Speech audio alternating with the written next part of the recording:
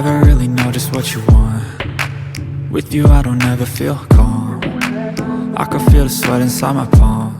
নমস্কার, ভাটিয়ালি কিচেনে আপনাদের আবার সবাইকে স্বাগত। আজকে আমি একটা নতুন রেসিপি নিয়ে চলে এসেছি। রেসিপিটা হলো এগ ফ্রাই ম্যাগি। আমার এগ ফ্রাই ম্যাগি করতে কী কী লাগছে একটু দেখুন। একটা ম্যাগি নিয়েছি, একটা ডিম নিয়েছি, একটু ঝুরি বাদাম নিয়েছি, টমেটো সস নিয়েছি, আর হলো আপনার চিলি সস নিয়েছি, আর এখানে হলো আপনার টমেটো কাটা, ক্যাপসিকাম, পেঁয়াজ, কাঁচা লঙ্কা, আর এইখানে আপনার হলো নুন, ধনেপাতা আর একটু তেল। এই যে একটু তেল নিয়েছি। এবার তাহলে আমি আপনাদের অনুমতি নিয়ে ভিডিওটা শুরু করছি। গ্যাসটা জ্বালিয়ে দিলাম, কড়াইটা গরম হয়ে গেছে। কড়াইটা গরম হয়ে যাওয়ার পর আমি তেল দিয়ে দিলাম, কড়াইতে তেল দিয়ে দিলাম। তেলটা থেকে ধোঁয়া উঠছে, তেলটা গরম হয়ে গেছে। তেলটা গরম হয়ে যাওয়ার পর আমি পেঁয়াজ দিয়ে দেবো। তেলের উপরে পেঁয়াজ দিয়ে দিলাম। পেঁয়াজের পর টমেটো কাটা রয়েছে এটা দিয়ে দিলাম, টমেটো কাটা রয়েছে দিয়ে দিলাম। তারপরে ক্যাপসিকাম দিলাম, হালকা কাঁচা লঙ্কা দিলাম। যে যেরকম ঝাল খায়, কেউ যদি বেশি খায় বেশি দিতে পারে।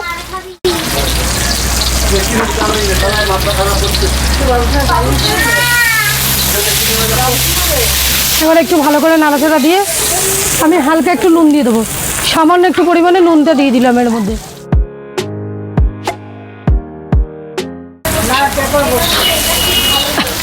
এটা যখন অর্ধেক ভাজা হয়ে যাবে, দেখুন ভাজা হয়ে গেছে। ভাজা হয়ে যাওয়ার পরে ডিমটাকে ফাটিয়ে ভেতরে দিয়ে দেবো। ডিমটা ফাটিয়ে দেওয়ার পর খুব ভালো করে একটু নাড়িয়ে নিতে হবে। ডিমটা যেন ঝুড়ি ভাজার মতো হয়ে যায়।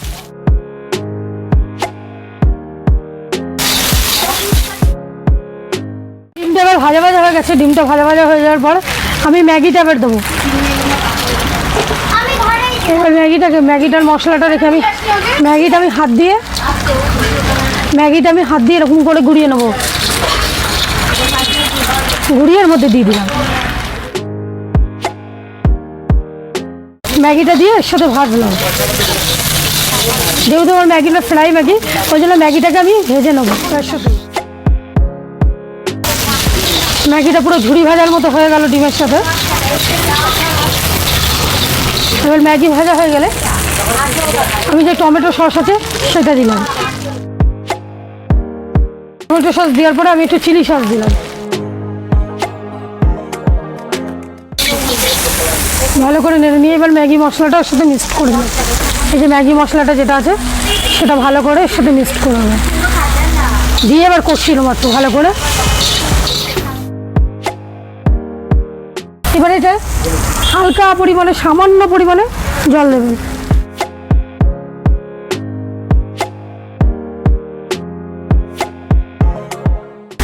সামান্য একদম, যেন একটু শুকনো ব্যাপারটা আছে, সামান্য পরিমাণে একটু জল দিলেন।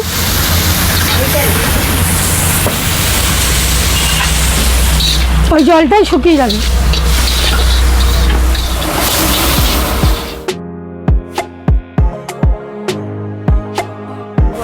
এবার ম্যাগি আমার শেষের দিকে, দেখুন কিরকম ঝুরঝুরে ভাবটা চলে এসছে। ম্যাগি এবার শেষের দিকে চলে এসছে। এরপরে আমি যে ধনিয়া পাতাটা ছিল সেটা একটু হালকা পরিমাণে মিক্সড করে দিলাম। ধনিয়া পাতাটা দিলে একটা ভালো ফ্লেভারটা আসবে। পুরোপুরি হয়ে গেছে এটা থেকে দেখুন একটা তেল ছেড়ে দিয়ে ভাব রয়েছে। এটা পুরো, তার মানে বুঝতে পারবো যে এটা হয়ে গেছে। এবার আমি একটা প্লেট নিয়ে এর উপরে তুলে দিলাম। এটা দেখছেন কিরকম ঝুরঝুরে ব্যাপারটা চলে এসছে।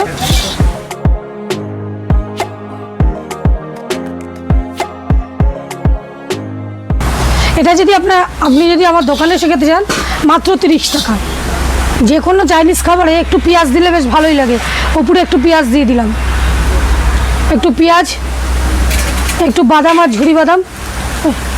ঝুরি বাদাম দিলাম, আর একটু হলো চাট মশলা,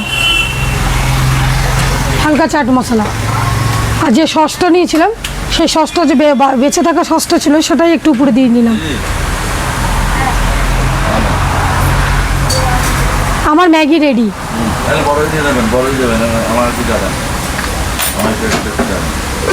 তাহলে আমার ম্যাগিটা তৈরি হয়ে গেল। আপনারা আরও নতুন নতুন মজার রেসিপি জানার জন্য আমার চ্যানেলটিকে সাবস্ক্রাইব করুন। আমার চ্যানেলের নাম হলো ভাটিয়ালি কিচেন। সাথে বন্ধুদেরকে জানান এবং বন্ধুদেরকে বানিয়ে খাওয়ান, চ্যানেলটা শেয়ার করুন। গেস্ট বাড়িতে আসলে এটা রান্না করে একবার খাইয়ে দেখবেন কেমন হয়েছে, আমি কেমন রান্না করেছি কমেন্ট করে জানান। এবং নতুন নতুন রেসিপি আমাকে বলুন যে আমি আরও কী কী করতে পারি, এবং আমার ভুল ত্রুটি সব কিছুই আপনারা বলুন। আমার ভালোটাও আপনারা বলুন, আমার মন্দটাও আপনারা বলুন।